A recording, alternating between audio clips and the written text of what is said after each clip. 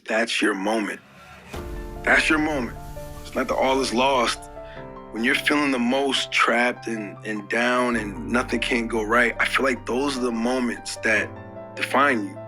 Those are those character canon moments that are like, what am I gonna do now? You know? Yeah. How do you respond to that?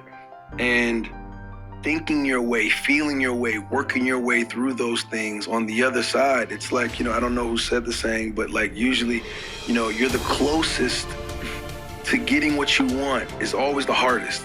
It's always the feeling when you're getting ready to, people give up right before they get what they've always wanted to get. People quit and they give up. And I will not be the person who quit before I got what I want. When you put a cap on it, you're putting a punctuation to it. And the ambition comes from seeing what's out there that can be obtained. When you see what's out there. Like what? You mean physical things? Like what when do you mean? See what's out there, when you see where people are really gaining wealth and knowledge from, okay?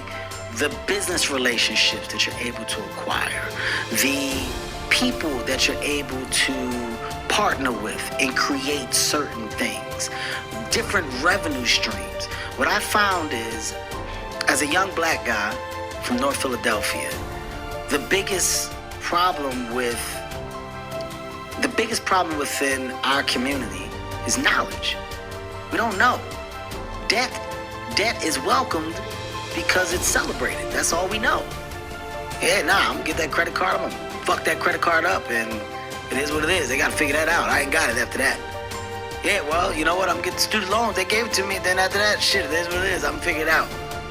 And I'll put the capability in your name. You put it in my name. We can switch it up. Whatever. They do it. Then let's just put it in somebody else's name. It's welcome. The hustle is welcome. The knowledge of banks and what you can do or can't do is fucking, you don't even get it because you go to check cashing places. The reason why you go to check cashing places is because I don't want to go through that shit with the banks. I don't trust that. Go right there to check cashing place. Let me get mine. Let me get mine now. Take $30, whatever. Let me get it. The knowledge isn't given. So it's not till you obtain that knowledge and understanding that you go, oh shit. Oh, this is why you put money up. You probably wouldn't be here if it wasn't for the things that you went through. Okay, there's step one. And then step two is, and I'm quite grateful for what I've done. And then step three would be something like, wow, I'm proud of myself for having turned something that was negative into something that's positive. But then another level above that would be, wow, so maybe I should be thankful. Yeah, right. Well, we were talking earlier in the podcast about what is the appropriate attitude towards the future. And I would say, well, we could put past, present, and future in the same bin. Say, well, one of the things that you want to do is practice gratitude. That's one of the primary religious rituals, you might say, is the practice of gratitude.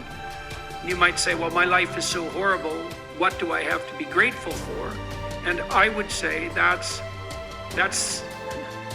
for better or worse, that's still a form of blindness. You hear these stories, I'm sure this has crossed your paths, of the people who retire at 81 and then die at 82. I know why. They thought it was what they were supposed to do, and it took the life out of them. I have two important things to say about this. One, we'll do this forever, and I really hope to live to at least 100 doing it. Two, I'm incredibly excited of making my last social media post a split screen of this, where I just ranted here, and now 71-year-old me is making a video and saying, today's the day I'm retiring, both from running businesses and making content. This has been the great joy of my life. I love all of you. I hope that all the archives of everything I've put out can bring value to all of you.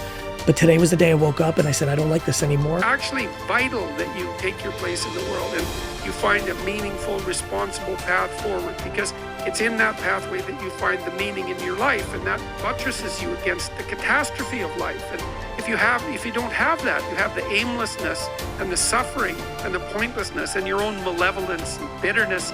It's hell. Yeah. And then you make hell for you, and you make hell for your family, and you make hell for the community. It's like none of that's good. And so whenever I see people step away from that, they're moving forward and they're telling me about it, I think, and I really think, great, That's a miracle, man. Keep it up. Like, it's really important. And I don't care what you're doing. You know, and I have lots of respect for working class guys. I mean, I came from a little town. I've had all sorts of working class jobs. You know, I worked